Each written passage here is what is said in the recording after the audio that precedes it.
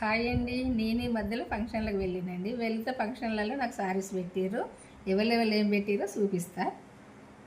ఇదైతే ఫంక్షన్లో పెట్టింది కదండి. మా అక్కయ్యకు షాప్కి వెళ్తే నచ్చిందట. మా చెల్లె కానీ ప్రేమ కొద్ది తీసుకొచ్చింది. ఇది మా అక్కయ్య పెట్టింది. ఇదైతే మా అన్నయ్య కొడుకు పెట్టిండు. ఇది మా అమ్మాయి వల్ల అత్తమ్మ పెట్టింది, మా అయ్యపురాలు.